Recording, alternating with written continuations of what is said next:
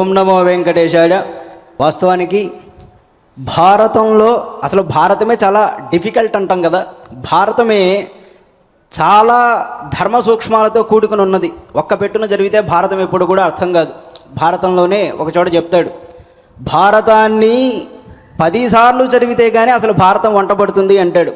అలా చెప్తూ ఒకసారి చదివితే ఏ ఫలితం, రెండోసారి చదివితే ఏ ఫలితం, ఈ విధంగా 10 సార్లు చదివితే ఏ ఫలితం అనేటువంటి ప్రస్తావన కూడా ఉంది.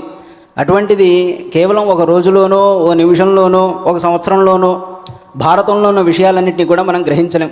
అందులో భారతంలో గ్రంథులు విశేషించి చాలా ఉన్నాయి. వీటి గురించి చాలా చర్చోపచర్చలు కూడా ఉన్నాయి. ఈ గ్రంథులు అనేవి ఎందుకు వ్యాసుడు కూర్చాడు, గ్రంథి అంటే చిక్కుముడి అని అర్థం. ఈ గ్రంథుల్ని వ్యాసుడు ఎందుకు పెట్టాడనే విషయం తెలుసుకోవాలంటే అసలు మహాభారతం ఎలా రచించాడు, ఎన్ని శ్లోకాలు రచించాడు అనే విషయాన్ని కొంతమేర ప్రస్తావన చేసుకోవాలి. దీని మీద అనేకమైనటువంటి అభిప్రాయాలు పండితమన్యులకు ఉన్నాయి. అయితే ఒకానొక విధానాన్ని, ఒకానొక అంశాన్ని మనం ప్రస్తావన చేసుకుంటున్నాం. ఇందాక విశ్వనాథాచార్యులు వారు చెప్పినట్టుగా భారతాన్ని ఒక్కొక్కళ్ళు ఒక్కొక్క లోకంలో ప్రచారం చేశారు. ఆ సందర్భంలోనే వ్యాసుడు అంటాడు, 30 లక్షల శ్లోకాలు దేవలోకంలో పిత్రే పంచదశం ప్రోక్తం అంటాడు. పితృలోకంలో 15 లక్షలు. ఈ విధంగా ఒక్కొక్క లోకంలో కొంత పంచుకుంటూ వచ్చేసరికి మనుష్యలోకం వచ్చేసరికి మనకి సపాదలక్షకంగా మనకు కనబడుతున్నాయి శ్లోకాలన్నీ కూడా. మొత్తం కలిపి 60 లక్షల శ్లోకాలు అసలు మహాభారతం. ఈ 60 లక్షల శ్లోకాల మహాభారతంలో గ్రంథులు వ్యాసుడు ఎందుకు పెట్టాడనడానికి ఒకానొక గాథ ఉంది. వ్యాసుడు విశ్వమయమైనటువంటి విజ్ఞానాన్నంతా కూడా దర్శించి తాను చెప్తుంటే ఒరవడిపోకుండా వేగంగా రాయడానికి ఒకానొక లేఖకుడు కావాలి అనుకుని బ్రహ్మని స్మరణం చేస్తారు. అప్పుడు బ్రహ్మను గణపతిని స్మరణం చేయవయ్యా అంటే వ్యాసుడు చెప్పేటువంటి భారతాన్ని రచించడం కోసం గణపతుల వారు ఉపక్రమిస్తారు. ఇద్దరి మధ్య ఒప్పందం ఏంటంటే, స్వామి మీరు ఆలోచిస్తూ చెప్తే కనుక నేను రాయను, వేగంగా చెప్పాలంటాడు. వ్యాసుల వారు అంటారు, నేను చెప్పేది ఏది కూడా అర్థం చేసుకోకుండా రాయొద్దు అని చెప్తారు. గణపతుల వారు వ్యాసుడు చెప్తుంటే చాలా వేగంగా రాస్తూ ఉండేసరికి గణపతికి అర్థం కాకుండా ఉండడం కోసం, గణపతి అంతటి వాడికి అర్థం కాలేదంటే అందులో ఎంత సంక్లిష్టత ఉంటుందో మనం అర్థం చేసుకోవచ్చు. గణపతికి కూడా అర్థం కాకుండా ఉండేలాగా కొన్ని శ్లోకాలు చెప్తాడు. అప్పుడు గణపతి కూడా క్షణమాస్తే విచారయన్ అంటాడు. క్షణకాలం ఆగి దాన్ని చూసుకున్న తర్వాత ముందుకెళ్తాడు. ఇలాంటి శ్లోకాలు భారతంలో 8800 ఉన్నాయంటారు. 8 శ్లోక సహస్రాణి 8 శ్లోక శతాని చ గ్రంథిన్ తదాచక్రే మునిర్గూఢం కుతూహలాత్ అని చెప్తారు.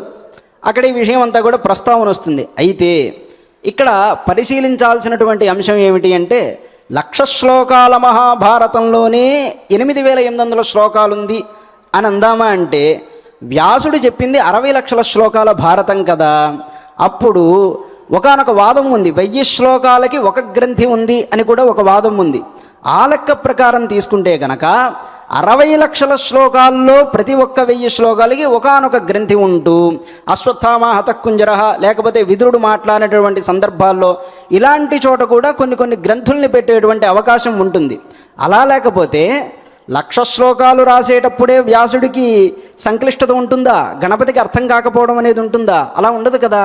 60 లక్షల శ్లోకాలు గణపతి రచించాడంటే అప్పుడు 60 లక్షల శ్లోకాల్లోనూ మధ్యలో గ్రంథులు వస్తాయి. దీన్ని బట్టి అర్థమైంది ఏంటి అంటే, గ్రంథులు చాలామంది అన్నారు, దీని గురించి పరిశీలన చేస్తే మీరు చెప్తున్న 8800 శ్లోకాలు కూడా ఇందులో దొరకట్లేదండి, భారతంలో అన్ని లేవు అంటున్నారు. దానికి కారణం ఏమిటి అంటే ఇది అని ఊహించదగినట్టుగా ఉంది. పైగా ఇక్కడ ఇంకో ప్రస్తావన మనం చేసుకోవాలి. ఏంటి అంటే, అందరికీ అన్ని లక్షల శ్లోకాలు ఇచ్చినటువంటి వ్యాసుడు మనుష్యలోకంలోకి వచ్చేసరికి కేవలం 1,00,000 శ్లోక పరిమితంగా ఎందుకు చెప్పాడనేది ఒక ప్రశ్నే. దీనికి ఉదాహరణపూర్వకంగా మనం అర్థం చేసుకోవాలంటే, సంగీతంలో 7 స్థితులు ఉంటాయి. అంటే 7వ స్థితికి వెళ్ళిన తర్వాత ఇక మనుషుల యొక్క బుద్ధికి ఆ సంగీతం అర్థం కాదు, చాలా సూక్ష్మంగా ఉంటుంది. దాన్ని అర్థం చేసుకునే వాళ్ళు యోగులు ఏ కొద్ది మంది ఉంటారు. అదే నాదోపాసన అంటాం. మనుష్యుల యొక్క లెవెల్ ఆగిపోయిన తర్వాత గంధర్వుల స్టేజ్ ఆరంభమవుతుంది. గంధర్వులు కూడా 7వ స్థితిని చేరుకున్న తర్వాత దేవతల యొక్క స్థితి ఆరంభమవుతుంది. దేవతలు కూడా 7వ స్థితిని చేరుకున్న తర్వాత అక్కడి నుంచి శివకేశవుల యొక్క స్థితి ఆరంభమవుతుంది నాదోపాసనలో. అక్కడ పరమేశ్వరుడు తాండవం చేస్తారయ్యా అలాంటి స్థితిలో అని చెప్పారు. ఈ ఉదాహరణ చెప్పడం ఎందుకంటే మనిషి బుద్ధిలో క్రమేపీ ఒక లెవెల్ అనేది ఉంటుంది. ఆ లెవెల్ ఎంత ఉంది అనేది ఆ ఋషికి తెలుసు. అందుకోసం మనుష్యులకి ఎంత మేర ఇది అవసరమో అంత మేర మాత్రమే ఇచ్చారు. ఈ 1,00,000 శ్లోక పరిమితమైనటువంటి భారతంలో, 1,00,000 శ్లోకాత్మకమైన భారతంలో అనేక విధాలైనటువంటి ఈ గ్రంథులు ఉన్నాయి. పరిశీలిస్తే అక్కడక్కడ కనపడుతూ ఉంటాయి. ఇది కేవలం శబ్ద సంక్లిష్టతతో మాత్రమే ఉండవు, అర్థాన్ని కూడా అతి గంభీరంగా ధ్వనింపజేసేవి అయి ఉంటాయి. ఉదాహరణకి ఈనాడు మచ్చుకు ఒక శ్లోకాన్ని పరిశీలన చేస్తే, అహం యుద్ధం కరిష్యామి స్వసైన్య పరివారత పరసైన్యాంజడిష్యామి నాత్రకార్యా విచారణ అంటారు భీష్మ పితామహులు. కొంతమంది ఈ శ్లోకం పరిశిష్టంలో తీసేశారు అని చెప్తారు, కొంతమంది ఉంది అని చెప్తారు. ఏదైనా కూడా గ్రహించదగినటువంటి శ్లోకం ఇది. ఇక్కడ సహజంగా పరిశీలన చేస్తే ఏముంది, నేను శత్రువులతో యుద్ధం చేస్తాను, నాదైనటువంటి సైన్యంతో పరసైన్యాన్ని గెలుస్తాను, ఇందులో విచారించాల్సినటువంటి అంశం ఏమీ లేదు. ఇది సామాన్యమైనటువంటి అర్థం దాన్ని పరిశీలన చేస్తే. అయితే ఇందులో రహస్యమైనటువంటి అర్థాన్ని పెద్దవాళ్ళు ఏం చెప్పారంటే, విచారణ అనేటువంటి ఒక పదం ఉంది. వి అంటే పక్షి అని అర్థం, చారణ అంటే చరించేవాడా అని అర్థం. అప్పుడు విచారణ అంటే గరుడగమన హే విష్ణు అహం యుద్ధం కరిష్యామి, హే గరుడగమన నారాయణ నేను యుద్ధం చేస్తాను. ఎవరితో అంటే స్వసైన్య పరివారత, నాదైనటువంటి సైన్యంతో. ఏమిటి నాదైనటువంటి సైన్యం అంటే, భీష్ముడు ఒక జీవుడు పరమాత్మతో ఎలా మాట్లాడుతో అలా మాట్లాడతాడు. భీష్ముడి హృదయం వ్యాసుడికి అర్థమవుతుంది, శుకుడికి అర్థమవుతుంది, దుర్యోధనుడికి ఏమర్థమవుతుంది? ఈ మాట దుర్యోధనుడు సర్వసైన్యాధ్యక్షుడిగా భీష్ముడిని పట్టం కడుతున్నప్పుడు అంటాడు. కానీ ఇది ఎవరిని ఉద్దేశించి అన్నాడంటే, నారాయణుడిని ఉద్దేశించి చెప్పాడు. స్వసైన్యం అంటే ఏమిటి అంటే, కౌరవసేన 11 అక్షౌహిణులు కదా, అదే మనలో కూడా ఉంటుంది.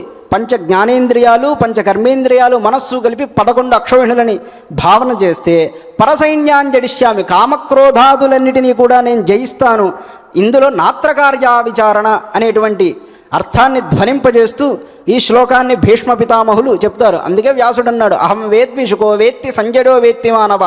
వీటి రహస్యాలు నాకు తెలుసు, నా కొడుకైన శుకుడికి తెలుసు, సంజయుడికి తెలుసో లేదో అంటారు. అంత గూఢంగా ఈ శ్లోకాల్లో అర్థం అమర్చబడి ఉంటుంది. ఎందుకంటే సర్వజన హృదయం తెలిసిన వారు కదా వ్యాసాయ విష్ణు రూపాయ, కనుక ఆ విధంగా అందరి యొక్క అంతర్భావాల్ని చూడగలిగినటువంటి వారు. ఈ భాగంలో ఇంకా అనేకమైనటువంటి విషయాలను మనం ప్రస్తావన చేసుకుంటాం. ఇది అర్థానికి సంబంధించినటువంటి విషయం. ఇక శబ్ద సంక్లిష్టత ఎక్కడెక్కడ వస్తుంది అనేటువంటి దానికి ఉదాహరణగా, నదీ జలం కేశవనారికేతు నగాహ్వజో నామ నగారిసూను ఏషోంగన వేషధర కిరీటి జిత్వావజన్నేష్యతి చాత్యగావ అనేటువంటి ఒకనొక ప్రసిద్ధమైన శ్లోకం ఉంది. పండిత లోకంలో ఇది అందరికీ తెలిసినటువంటి విషయమే. ఇక్కడ నదీజలం కేశవనారికేతు అని మనం పదాన్ని చూసామనుకోండి, ఎప్పటికీ దానికి అర్థం సరిగ్గా రాదు. నదీ జలము, కేశవనారి అంటే లక్ష్మీదేవి అనుకోవచ్చు, కేశవనారికేతు లక్ష్మీదేవిని ధ్వజంగా గలవాడనేటువంటి అర్థం వచ్చేస్తూ ఉంటుంది. అలా తీసుకోకూడదు. రామునితో కపివరుండిట్లనే అన్న చోట ఇది మనకి బాగా ఉదాహరణ తెలుస్తుంది కాబట్టి చెప్పడం. రాముని తోక పివరుండిట్లనే అన్నంతసేపు మనకి అందులో ఉన్నది అర్థం కాదు. రామునితో కపివరుండిట్లనియే అని చెప్పినప్పుడు అందులో అర్థం మనకి అర్థమవుతుంది. అలాగే సంస్కృతంలో కూడా ఇలాంటి పదాలు ఉంటాయి. ఇక్కడ నదీజలం అని ఆపకుండా నదీజ లంకేశవనారికేతు నగాహ్వజో నామ నగారిసూను అంటే కనుక దీనికి సక్రమమైనటువంటి అర్థం వస్తుంది. ద్రోణాచార్యుడు వాడు, ఆ స్వామివారు అజ్ఞాతవాసం పూర్తయిపోయిన తర్వాత అర్జునుడు కనపడగానే శిష్యవాత్సల్యంతో అన్నటువంటి మాటలు దుర్యోధనుడు ఈ గోగ్రహణంలో ఎదురుపడినప్పుడు చెప్తారనమాట. నదీజా ఓ భీష్మ లంకేశవనారికేతు, లంకేశుడి వనానికి శత్రువైనటువంటి వాడిని జెండాగా కలిగినటువంటి వాడు ఎదురుగా వస్తున్నాడయ్యా. నగాహ్వడ ఒకనొక చెట్టు పేరున్నవాడు, అంటే అర్జున వృక్షం అంటాం కదా, ఆ చెట్టు పేరున్నవాడు. నగారిసూను పర్వతాలను ఖండించిన దేవేంద్రుడి కొడుకు. ఇటువంటి వాడు అంగనావేషధర కిరీటి, ఒకనొక నపుంసక రూపాన్ని ధరించి ఇక్కడికి వస్తున్నాడయ్యా, మనల్ని జయించి వీడు వెళ్ళిపోతాడు అనేటువంటి అర్థం వచ్చేలాగా అక్కడ ప్రస్తావన చేస్తారు. అందుకే దుర్యోధనుడికి ఇది అర్థమవుతుందా అర్థం కాదా అంటే, తెలుగునాట ఒక సామెత ఉంది, ధర్మరాజు ఆవు పాలు తాగాడు, దుర్యోధనుడు బర్రెపాలు తాగాడు అంటారు. అంటే ధర్మ సూక్ష్మం ఎరిగినవాడు ధర్మరాజు, దుర్యోధనుడు మందబుద్ధి. అందుకే పక్కనే వాళ్ళు మాట్లాడుకుంటున్నా కూడా ఆయనకు అర్థం కాదు. అజ్ఞాతవాస భంగంబగునోజను భయంబున సురణదీసూను సమీపించి సన్నవారనిట్లనియే అంటారు తిక్కన భారతంలో. సన్నవారనిట్లనియే మెల్లగా భీష్ముడికి మాత్రం అర్థమయ్యేలాగా అక్కడ ప్రస్తావన ఉంటుంది. ఇలా మహాత్ములు అత్యంత గూఢంగా మాట్లాడుకునేటువంటి సందర్భాలు విషయాలు అన్నీ కూడా భారతంలో ఎక్కడెక్కడ ఉన్నాయి అనేటువంటి ప్రస్తావన చేసుకుంటూ ఈ ప్రహేళికా భాగం ముందుకు సాగుతుంది. అథ క్షమా ప్రార్థనా యదక్షరపదభ్రష్టం మాత్రాహీనం చ యద్భవేత్ తత్సర్వం క్షమ్యతాం దేవ నారాయణ నమోస్తుతే అథ లోకక్షేమ ప్రార్థనా సర్వే భవంతు సుఖినః సర్వే సంతు నిరామయాః సర్వే భద్రాణి పశ్యంతు మా కశ్చిద్ దుఃఖభాగ్ భవేత్ అథ భగవత్ సమర్పణం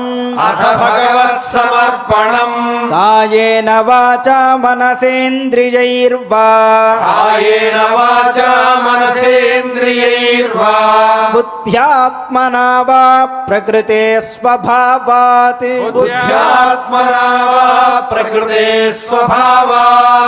కరోమి యద్యత్ సకలం పరస్మై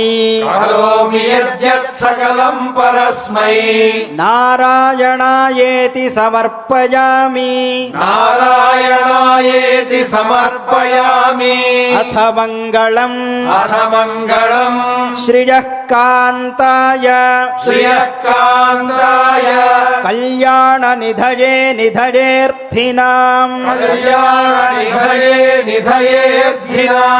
శ్రీ వెంకట నివాసాయ శ్రీనివాసాయ మంగళం